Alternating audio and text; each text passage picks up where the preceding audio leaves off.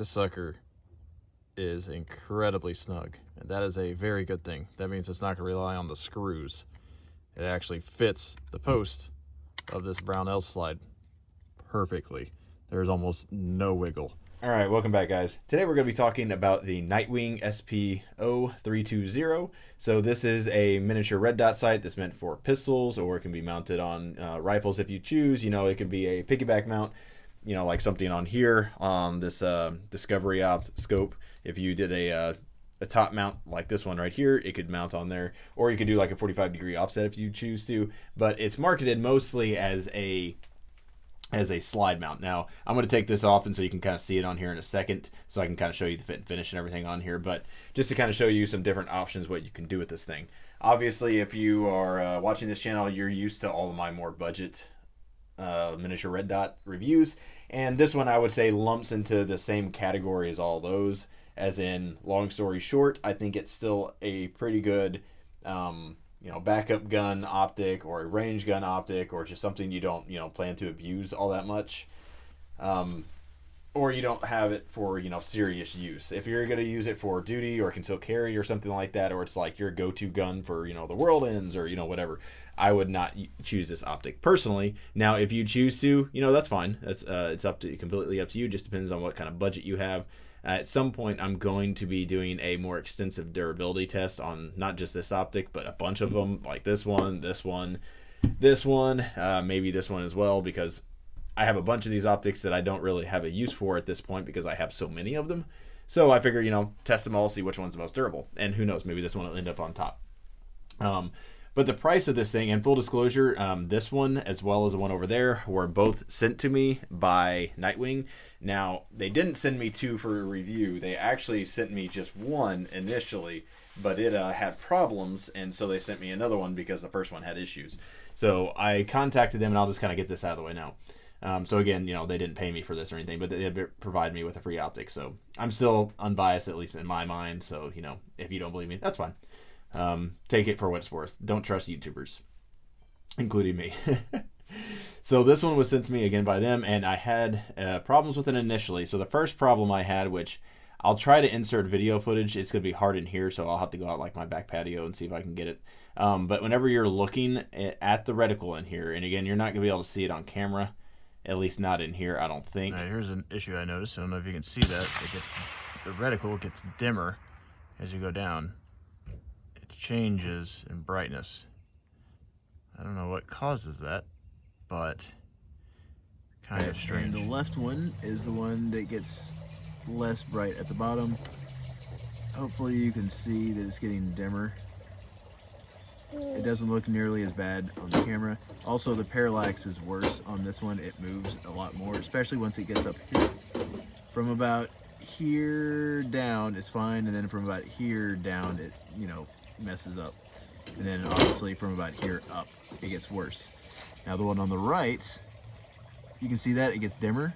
Now it's bright again. This is as bright as it goes. Dim, bright. Now in the middle, it's usable. It is brighter to the naked eye, but you know, thought I'd mention that. And my kid's in the background grabbing stuff, so here, I forgot it wasn't turned up all the way. So now it's turned up all the way, so you can see the brightness. And here you can see the brightness on this one. So hopefully you can kind of see the difference. I don't like the EOTech reticle. It gets blurry and changes brightnesses depending on where it's at in the window. The dot does it too, but it's not as noticeable.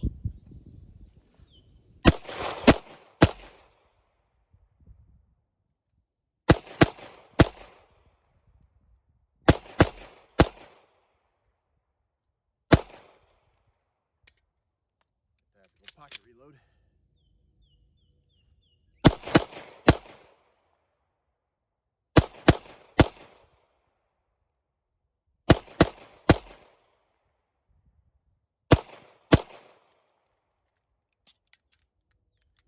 As far as dots go, all my rounds are in my green circle, so it does what I want it to do. But whenever you're using the bottom half of this optic, the reticle's in the bottom half of the glass, it looks fine, it's clear, and then as soon as the reticle gets near the top half, it just starts stretching and getting more blurry. And at first I thought maybe, there's something wrong with the lens, because the lens at the very top is slightly darker blue, kind of like a windshield on your car, how it's, darker at the top.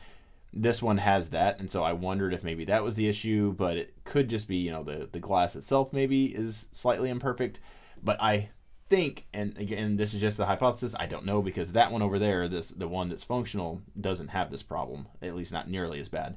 I think part of the problem is the little glass emitter protector in here, the little lens that protects where the laser comes out of, or the LED emitter. I think something with that is deforming the LED laser or illuminator, whatever you want to call it, the reticle. And so I think it's kind of causing issues because that glass is maybe not perfectly, maybe it's rounded or slightly has an imperfection or something. That's what I assume. I don't know for sure. Nitewing, if you're listening, both optics do it to some degree. This one's significantly worse though. This one is usable, and I don't notice it. It doesn't get blurry at all compared to this one, and this one has a noticeably bluer tint to it versus this one is more clear. I don't know if you can see that on camera. You may not be able to. I don't know. But this one is significantly bluer, the glass is, compared to this one. So again, this was the one that had issues. So that was the first problem I noticed with it. And whenever I started adjusting the elevation and windage, the windage clicked just fine. The detents did. This one, however, did not have any detents. So whenever I was turning it, and we'll do that now just so you can kind of see. As I'm turning it, I'm turning it right now. There's just nothing. You can see that. Absolutely no detents. Now, whenever I do that, if I were to tighten it all the way one direction, it would just turn the brightness up on the reticle all the way. I don't know what caused that, but if I just had the dot on here and just the dot setting, and that was it. Whenever I would turn this, it would go to the brightest setting possible with all the with everything illuminated, the dot, the circle, entirely. So I don't know what was causing that. Could just be a problem internally with this one. But anyway, so that was a problem, obviously. They said that was a problem, so they sent me this one, which does not have that issue. If I turn here, hopefully you can hear this. Let's see.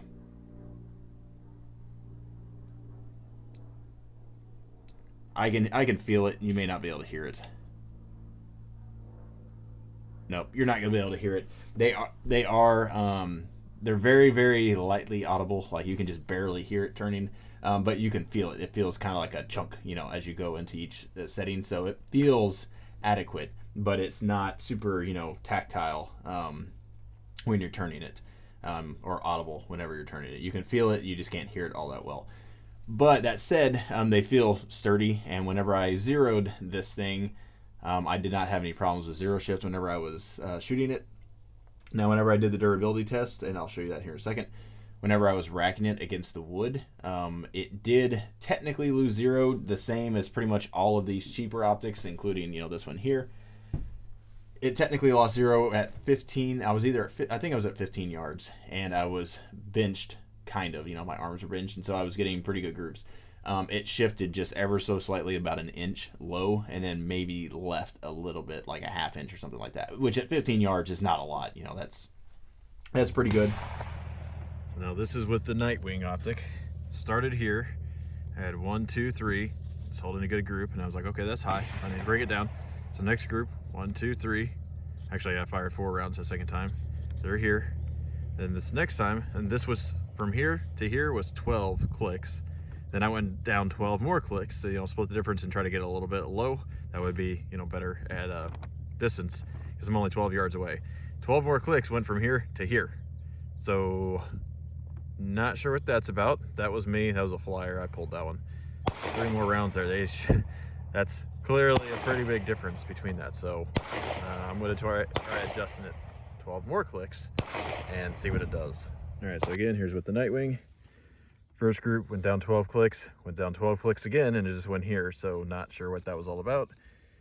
And then I went down 12 clicks again, and it's where I want it. Not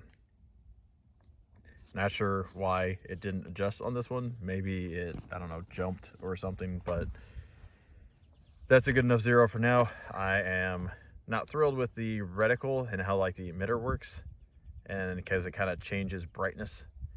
But I'm gonna do now that it's zeroed, and it's holding consistent zeros, like it's not jumping around. So again, I don't know what that was, and I'm not into, you know, it's not like I'm not bench rested necessarily, but I am resting my arms on my shooting bag while standing, kind of leaning over, you know, the shooting bench.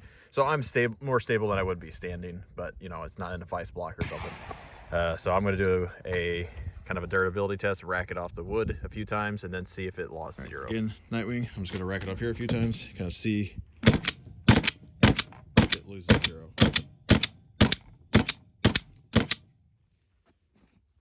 Seems to be holding up better than some of the other ones have, durability wise, and it just feels like a better finish. But let's see if it holds zero. It looks like basically the same issues as a lot of the other, you know, more budget options on the market. So here was my zero after I did the durability test. It's down here now. Now that's, you know, roughly a 1 inch shift, maybe half an inch to the left, maybe an inch, something like that. So basically it kind of went down to the left an inch. Is that a huge deal? No, but to me that means this is not optic ready, or not optic ready, but it's not duty ready. And since there's other options out there that don't have some of the same issues that this one does, you know, this goes into the category of range gun, or, you know, something that's gonna be light use, or, you know, put it on a spare rifle, you know, whatever. It'd probably be fine for that. But anything where it's gonna get heavy use or abuse or dropped or knocked against things, probably don't want to get this one. But again, that's not nearly as bad as a lot of other shifts that I've seen on some other cheaper options. But that again makes me put this into the range optic, you know, category, or, you know, a handoff gun, you know, a spare gun, something like that. So, and for the price, which I'll get into right now, it's around $200. I think I saw it on sale on Amazon for $180 maybe, which makes it more expensive than something like this, which I want to say these are around the $140 mark. So this costs another $40 to $50. Now I will say, fit and finish wise, it's significantly more beefy where it matters. So like, you know, the area around the glass, and then this kind of reinforcement aluminum on this one is smaller. So they use less material, versus this one feels kind of, if you ever held an RMR and you know kind of how thick it is, this one feels a lot more durable, just, you know, feel wise. Also, if you'll notice on here, it has this kind of ridge. It's very RMR-ish. It has like a kind of a, you know, an upside down bridge more or less, and it doesn't go all the way back. As you can see, it kind of slopes and goes up. So I think that's a way for them to get around kind of some patents, but it allows them to kind of get the same durability as an RMR, at least in theory, where the edges would come in contact with the ground before the top would, which in theory should save your glass. Now I'll test it on this one, you know, eventually. I just haven't gotten around to it yet, but I thought that was a cool design feature that should, in theory, make this a little bit more durable. Now again, on this one, the glass is still technically slightly blued.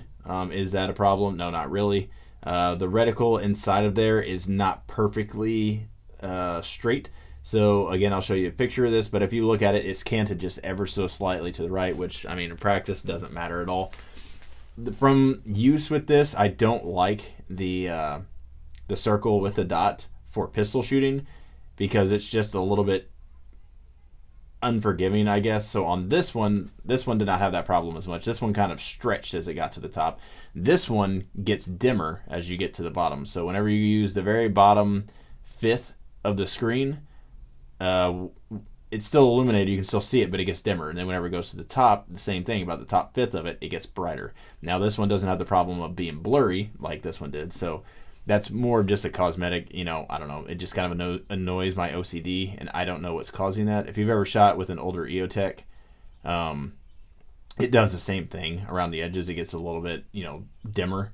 So I don't know, maybe that's purposefully that way.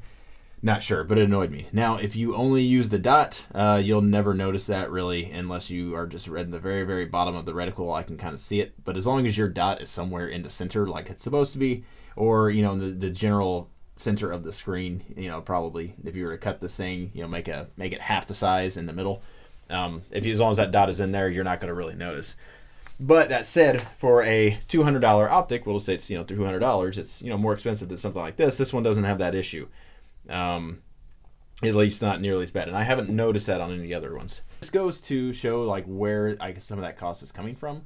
So on this one, for example, there is no glass lens right here. I don't know if you can see that or not, but there is no, let me get a pointer. There is no lens emitter cover inside here. I can just stick this thing all the way in there and you can see nothing. I could hit the emitter. Versus this one, let me scratch up this one. It's going to get dropped anyways. This one, as you can see, I can't stick this in there because it's hitting a glass lens.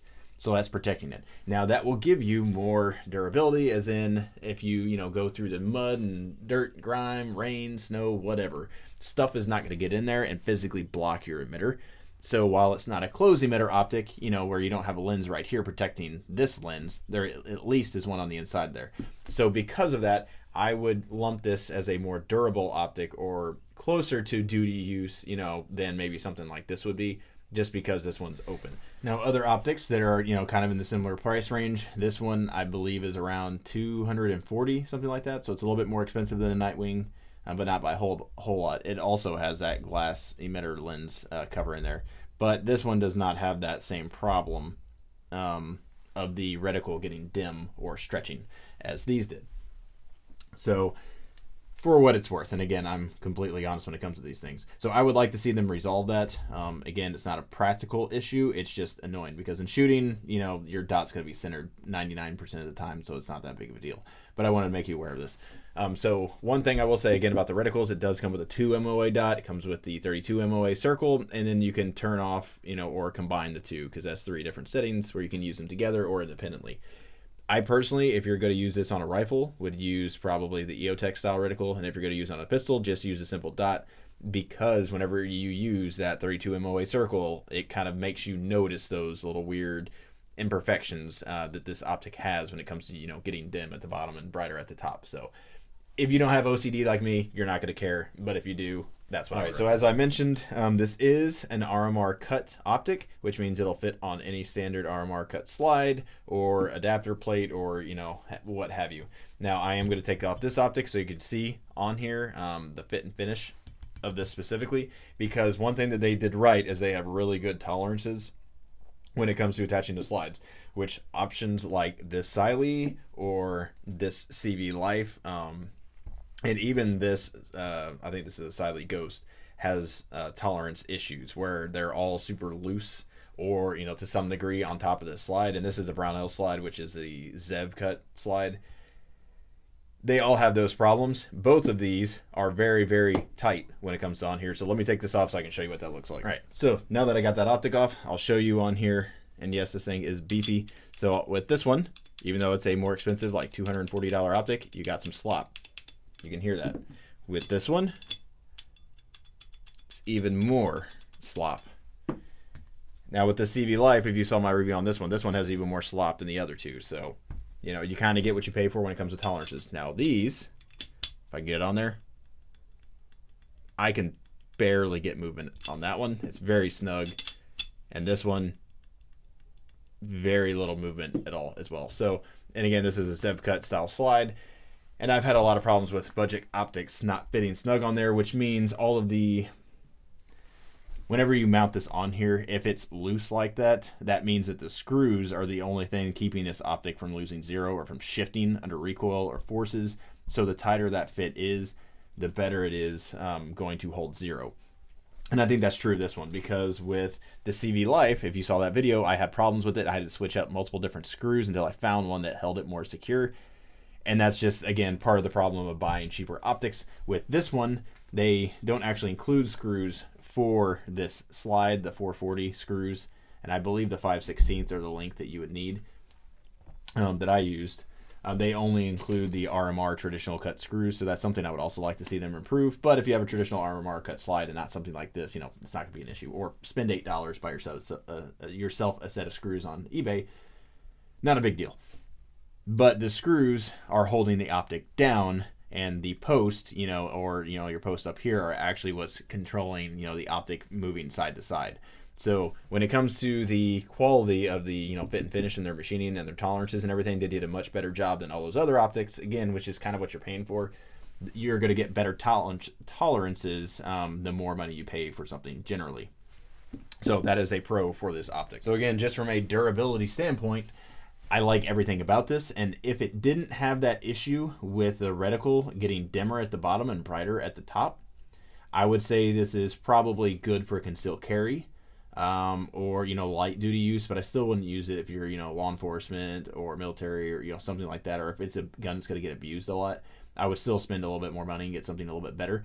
But if they fix that issue with the emitter, I would recommend this probably for carry, because again, it did not really lose zero. You know, an inch at 15 yards is really not that big of a deal, and could that have been shooter error or the gun heating up? Yeah, there's a bunch of things that could have been. So I think, you know, for that it would have been fine if they fixed that issue.